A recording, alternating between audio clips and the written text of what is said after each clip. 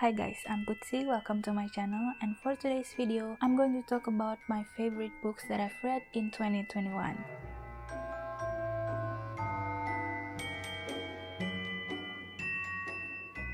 I can never make my mind up for almost everything, and making a top 10 list is very difficult for me. I've been going back and forth between a couple of books. Hopefully I want to be changing them at the very last minute. But before we talk about the list, first, I have read 47 books. I know compared to a lot of other like booktuber or something, that's not much probably, but for me personally that is a huge accomplishment because I started off 2021 with the goal of reading at least one book a month, but then something happened earlier in the year that made me fall back in love with reading, so I aimed higher. I'm going to read at least 2 books a month. So in total, about 24. I rounded it up into 25. Not even halfway through the year, my love for reading just grew and grew bigger. While I didn't really set an even bigger goals, but I knew I really wanted to hit at least 45 to 50 books at the end of the year. I managed to do that. Honestly, in terms of reading, this year is for sure the best in my whole entire life. And hopefully next year will be even better. I've read a lot of different genres this year, which I'm personally really proud of. I read fantasy, romance, a lot of contemporary books, a bit of historical maybe, a Greek retelling, something a little bit harder for me to digest, something funny, lighthearted, a little bit more serious, mystery, some middle grades. Overall, I'm very happy with all the books that I've read in terms of how broad the genre is. For favorite books, it's not necessarily for the best book out there in the market. For me personally, my favorite books has to be something that really touched my heart, made an impact. You know that feeling when you read that very last sentences of a book, close the cover, you walk away from that book wanting for more in a good way. You still remember the story, the feeling, the emotions that you get while you read the book still lingers days, maybe even weeks or months after you finish reading that book. So that's really one thing that I keep in mind when I try to make this list, because honestly I've read some incredible amazing books. I think it's safe to say around 90 to 95% of the books that I've read this year I truly love and enjoy. I don't know if I can rank them from 10 to number 1. I'm just going to mention them randomly because I do love every single one of them. It was hard enough for me to narrow it down to top 10. I don't know how I can manage to rank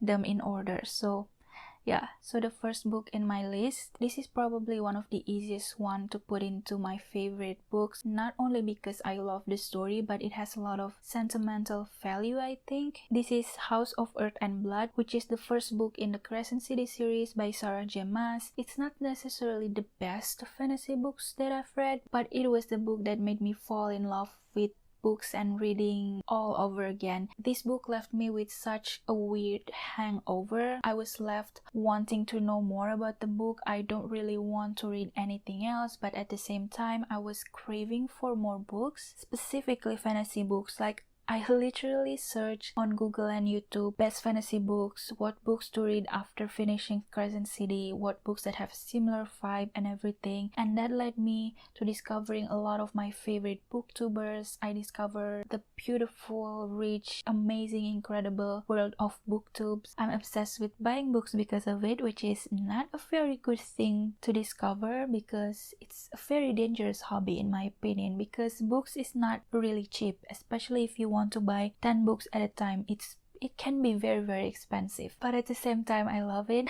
I'm not mad at it at all. At the end of the day, this book also led me here, wanting to talk about books in my video on my YouTube channel, so it will always have a very special place in my heart. But not only that, this book alone, in my opinion, is really good. It was a little bit weird though, because this book is very thick. It took me a while to get into the groove of the book. The pacing was very slow, especially the first 300 to 400 pages of the books, literally the first half. But once it took off like crazy. The last 100 of the books was one of the most action-packed, full of twist and turn, craziest ending for a fantasy book I've ever read in my opinion. It's just crazy. It was very explosive, but at the same time it was very exciting. I couldn't put the book down for the last 200 pages or so. The world itself is very rich. Every single magical creatures that you can think of, I feel like they are existed in this one massive explosive rich world. The main character are fae and angels. It has a hate to lover trope romance. The action are quite detailed, full of drama, backstabbing kind of thing. The romance in it quite good in my opinion. It was pretty steamy because it is an adult fantasy book. The steamy was kind of came from the choice of language that they chose. But if you don't like that type of romance, maybe steer clear away from this book. This book is full of emotion. It was sad, it was happy, it was emotional. It has beautiful friendship. Can be a little bit cringy at times, but at the same time, I didn't mind that at all. It has a very lovely, blazing, passionate romance. It has a bit of mystery at the end. It lives in a quite a cliffhanger in my opinion, which is why I'm super excited to find out what happens next in the second book, which will be out in the first part of 2022, I believe. Overall, I truly had a great time for it. This book came into my life, I think, at the perfect time. It was exactly the kind of books I needed to read just to get myself lost into a story of a book completely, and it took me away from my own headspace, and it made me realize how much I always love books, which is why it has a very special place in my heart. So 2021 is the year I discover Emily Henry and her amazing romance books. I've read Beach Read and People We Meet on Vacation this year. I read them back to back. I had kind of like a readathon vlog. I will link that video down below in case you want to check that out. I didn't know initially which book I love more, but as the time goes on, I think it's safe to say that my favorite out of the two is, I think, Beach Read. There's just something special about the relationship between January and Augustus. I love their romance story so much. It's not really hate to love, it's more like they had a lot of miscommunication. They think they know what the other person is thinking about them, but really they don't, and then it changed to friendship and then to love. Beach Read is about two authors who went to the same university together. Once they became an author, they found themselves live as neighbor in their beach house one summer while they were having a rough time in their life, which led them to have a writer's block. Then they kind of challenge one another to write in each other's genre, because January writes a lot of romance with happy endings kind of story. Augustus writes a lot of tragic contemporary story. Not only that, they will kind of teach each others the way they usually do their research for the genre of the books they will be writing. And you guessed it, they spend a lot of time together, led to some romance blossoming. And what I love most about Emily Henry's romance books is it always have a very nice build, nice pacing. It's not just full of steamy romance lovey-dovey story. It's not very one-dimensional. She also builds the romance with a lot of backstory about each of the characters' past, some traumatic events, some mistakes that led them to become who they are now. And you can tell that these are difficult relationships built by difficult characters, but they also deal with a lot of feelings individually but also together as a couple, which I think made the relationship itself even stronger. This story felt very realistic, and I felt so close with the characters because she built the characters really well in my opinion. I felt such connection to each and every single one of them, which makes my attachment to the relationship itself even stronger. This feels like something that happens close to me, like my friend's relationship or something. And even months after I finish the book, I still root for them and I want to read their stories again and again. And I feel like maybe in 2022 I will reread one of these books. Next is Anxious People by Frederick Backman. I truly enjoy this book. It deals with a lot of anxious people being placed into a very anxious scenario in one place together, which can be catastrophic, but at the same time it's full of heart, quite emotional, very lovely at times. It's quite funny because of how Frederick Backman wrote them. Like, I can tell that he is quite a funny story. I just love his sense of humor. The story itself not funny, but just the choice of words that he used is quite funny and delightful, which made the story itself feels a little bit lighter and easier to digest, because if the words is quite serious,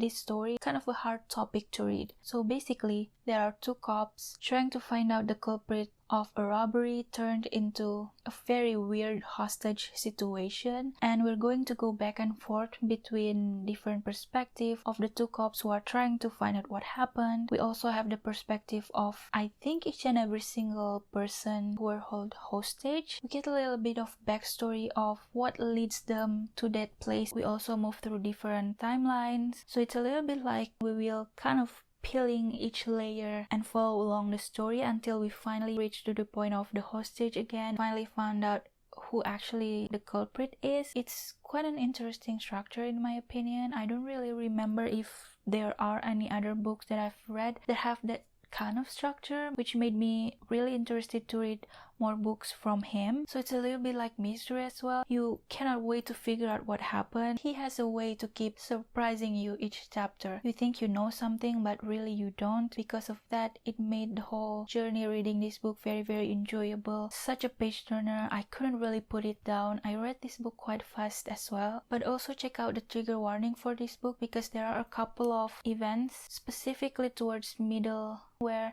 it gets really, really tragic, also quite visual, and can be triggering for some people. Like I said, the topic itself is quite hard and difficult to read and to digest, but the way he wrote this book made reading this quite easy and light in my opinion, and just very, very enjoyable. Next, The Seven Husbands of Evelyn Hugo by Taylor Jenkins Reid. It's probably one of the best book I've ever read in my life. Once I finished it, I already envisioned myself to reread this book again and really savor in every single word. Just like the title suggested, it is about Evelyn Hugo and all seven husbands of hers, but truly you don't really know what's going on in someone's life, even if you think you know, especially when it comes to celebrity and very famous people. Evelyn Hugo was a very huge actress in Hollywood during, I think it was the 50s or 60s. It was very lovely to read how the Hollywood glam during that time. I always love reading or watching movies set during that period. I mean, it wasn't perfect, but at the same time, the glamorous lifestyle of Hollywood during that time is unlike any other decades in my opinion, and it was quite detailed as well. I can vividly imagine the world and the set, Evelyn and everything around her, each and every single husbands, the characters, how the relationship came together and then how they fell apart are quite unique in my opinion. It was very, very entertaining, such a page turner, and Taylor Jenkins Reid has a way to make every single character quite complex, and at the end of the book I feel like these are all real people. It felt like I was reading a biography instead of a fictional story. It was such a roller coaster journey, and the love story at the base of it's just very beautiful. But there are also a lot of sad moments, quite emotional, made me really teared up a couple of times. Honestly, if I have to choose top 3, this book is definitely will be in there. What can I say? This book is quite phenomenal in my opinion. I read quite a few series this year. I started Crescent City obviously, but there's only one book currently, so not really series yet. Serpent and Blood, the Scythe trilogy. I also read a couple middle grade series, but I think the one that really quite blew me away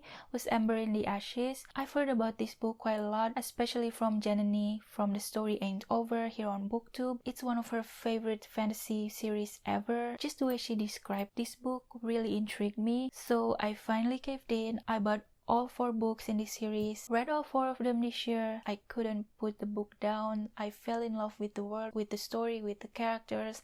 The main character in this book is Laia, which is a very strong, badass female lead character in fantasy books. I just love her journey so much. Being a person who doesn't truly believe in her ability, lives in the shadow of her parents and her brother, but throughout the journey of the books, she finds herself being such a strong lead character. She believes in herself, and that's, I think, is a very inspirational journey to read. This book as a series is also kind of heavy on war, quite action-packed. There are some really difficult family dynamic as well in this book. It really touched on so many different topics, from friendship, romance, self-worth, and the world itself is very, very rich. And the way Sabah Tahir read her story is beautiful and makes you sit at the edge of your seat while you're reading this, because she has her way with twists and turns and surprises. Like I said, there are 4 books. I love some of them more than the others. I think I love the first 2 more than the third one. The fourth one kind of equally as the second one, but overall as a series,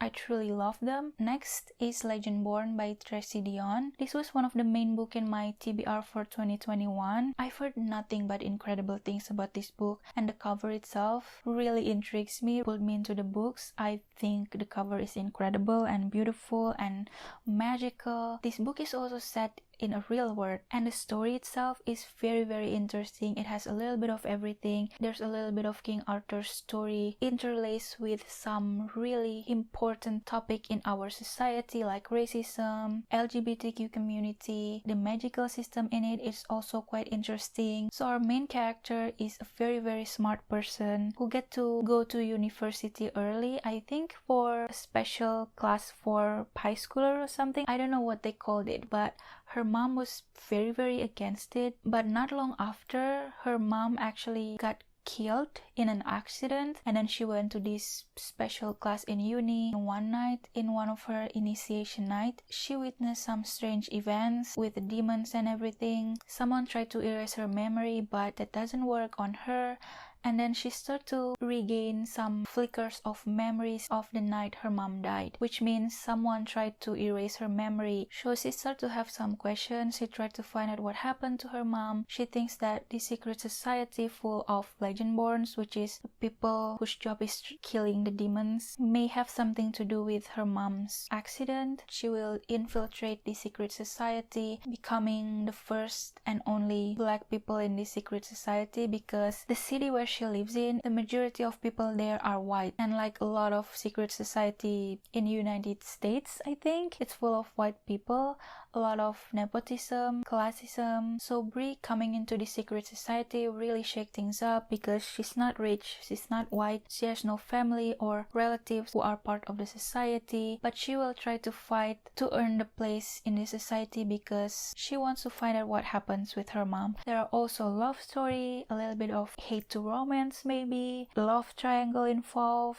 Overall, I really enjoy this story. I love the fact that this book not only touched on a lot of interesting, magical, fantastical things, but also a lot of important topics that are still a huge problem in today's society, and tackling that kind of topic in this fantasy setting, it's very, very effective in my opinion. And I'm so glad this book didn't let me down, because I had such high hopes for it. Next is Firekeeper's Daughter by Angeline Bowley. I'm sorry if I pronounce her name wrong, but it's probably one of the most surprising one in my opinion, because I did not know what the story is about going in. All I know is that the cover is beautiful, it's quite intriguing. I thought it was going to be a fantasy book, which turned out wrong. But I also know that the book is about Native American teen, which I think is a very great representation. I don't think I have read any book about Native American as the main character in a book before. I'm so glad I read this book. It surprised me in a good way. It has a little bit of mystery, there's romance in it. It's set in an Ojibwe reservation, and there are quite a lot of descriptive details about the reservation, the community, events that they have, the family dynamic and everything. Very lovely thing to read about the community that I know almost nothing about. So it's about an 18-year-old Donice Fontaine who will start a college, but then a family tragedy strikes.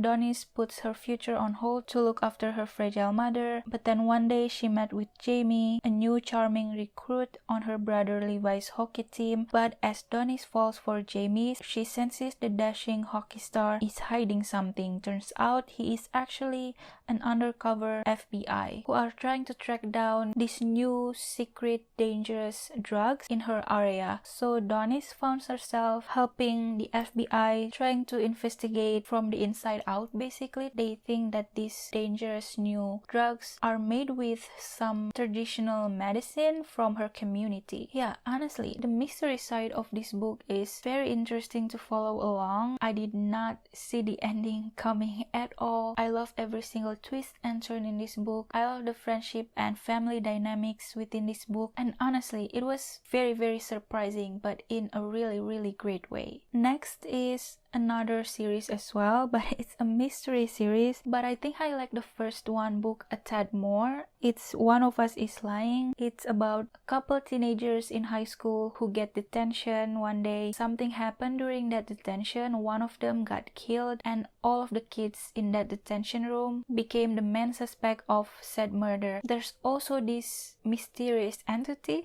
kind of like Gossip Girl and A from Pretty Little Liars, cyberbully these people, spread rumors about them and everything. But all of these suspicious rumors around the school and also around the town and the country, all these events made the other kids who were suspected grew closer because they were trying to find out what actually happened, who are the actual murderer, be strong for one another. And what I love the most about this story is the friendship, and all the relationship within this book is quite wholesome in my opinion, and the fact that we get to see some snippet of the main characters from the first book in the second one is incredible, because the second one is not really a whole continuation from the first one, rather than the other new mysterious thing that happened within the same school. But in the next year, the main character from the second book is the sister from the first one. We also get some family drama in it. I also love the school setting. It reminds me of Pretty Little Liars a lot actually. Just the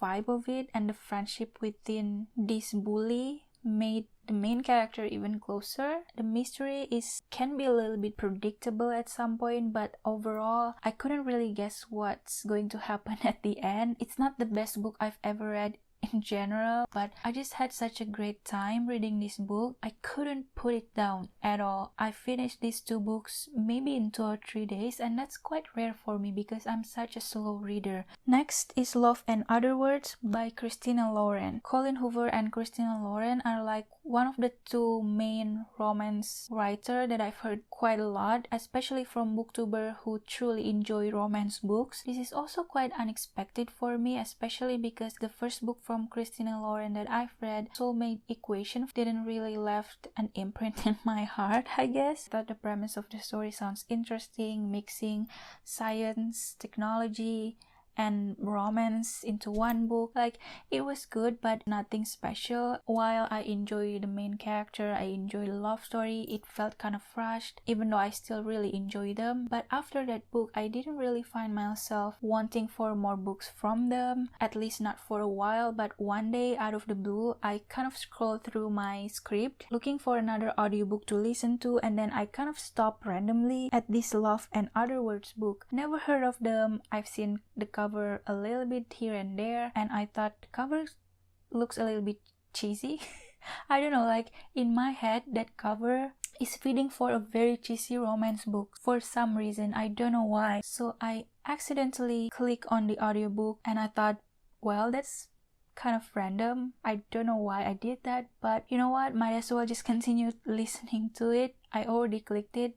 I didn't have to choose for another one, so I listened to it, and instantly, within the first few chapters, it drew me in completely into the story. Within the first 10 chapters, I already knew this book has the potential to be a 5-star book for me, and it also reminds me of People We Meet on Vacation from Emily Henry, but a lot better in my opinion. That just shows how much I love this book. People We Meet on Vacation, in my opinion, already an amazing book. It has a similar structure in my opinion. Both of them kind of go back and forth between two different timelines. Both of them are about two people who are in this very strong platonic friendship, but over the years turns into more romance and kind of like soulmates. One day something bad really happened in their relationship that kind of grew them apart, and they spent some time on their own. They became estranged, and then one day they met with each other again, tried to reconcile their relationship, trying to fix what went wrong, and then finally romance happened. We also go back and forth between the timeline of after They grew apart, alternating with the timeline of from the very first time they've met, and over the years witnessing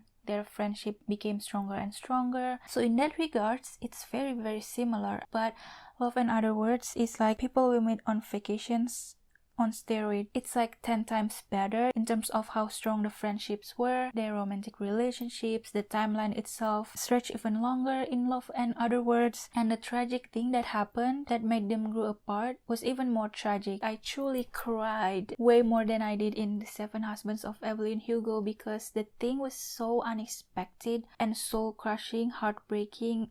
It's just really, really sad. I listened to the audiobook and I now really want to buy the physical book and reread them immediately. I think it is probably also in my top 3, along with Seven Husbands of Evelyn Hugo. And thank God I read this because now I have a whole new appreciation for Christina Lauren's writing. And I just finished Unhoneymooners, and in my opinion that's also a little bit better than Soulmate Equation, even though nowhere near Love and Other Words, which made me really interested to read more books from them. So last on my list is a little bit hard to choose. I still don't know which one I want to put in this. It's either Frankly in Love by David Yoon, Instructions for Dancing by Nicola Yoon, Felix Ever After by Casey Callender, or One Last Stop by Casey McQuiston. If you've noticed, all 4 of them are romance books. I feel like it's easier for me to make romance books my favorite because it plays with my emotion and my heart a lot more, which is why it usually lingers in my brain and in my heart longer than fantasy books, I think. But truly, I've read some amazing, incredible romance books this year, and I don't know which one out of the 4 of these is in my top 10. I truly enjoy each and every single one of them for different reasons. Frankly in Love, we deal with not just romantic teenage love, but also deal with identity. It's quite emotional and sad at times. It's just a very solid coming-of-age romance story, and Instructions for Dancing is not like any other romance story. It's pretty sad, which I come to realize that I love more sad romance stories. We are dealing with someone who are not really believe in love anymore currently. There's a little bit of supernatural, mystical element in it because one day this person all of a sudden can see the whole journey of someone's relationship, the past, present, and future. But then one day she met with this guy who are very optimistic and kind of like say yes to everything in life, which are very different from her point of view currently. And then one day, through ballroom dancing, they get closer and closer. Romantic relationship blooms. We're also dealing with quite a difficult family relationship, and then the ending of it is very tragic. Like there's no happy ending whatsoever. But that's also one of the charm of this book in my opinion. This book is very short but felt very long, but in a good way. Like it felt complete. It didn't feel rushed. The pacing was good. The chapters are short. It's incredible in my opinion. And then there's Felix Ever After. I listened to the audiobook. It deals with a lot of important topics. There are some hard conversation in it, especially in the middle of the book about identity, that made me really teared up. It was quite impactful, and that conversation alone, that chapter, put this book really high up on my list because the romance story itself is nothing extraordinary in my opinion. It's a little bit predictable, and that's I think is why representation matter in books, in arts, in movies. If it's done in a good way, it will make a huge impact. It will educate you, you learn something new, it can possibly change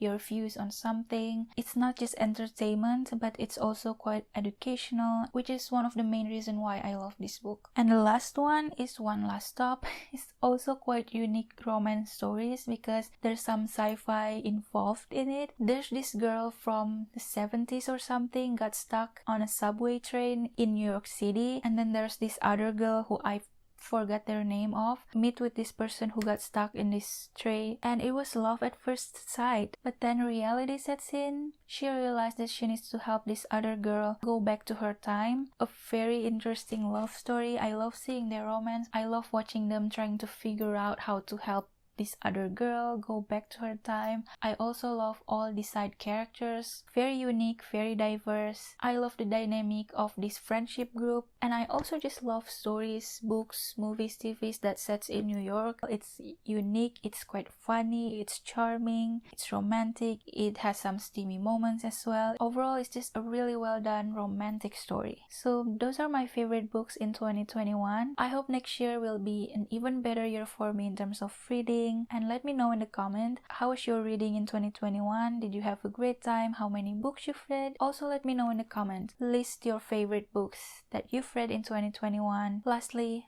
I hope you liked this video. I hope you enjoyed it as much as I love making them. Thank you so much for watching. Happy New Year. I hope 2022 will be an amazing year for all of you, and I hope I can see you in my next video. Bye guys.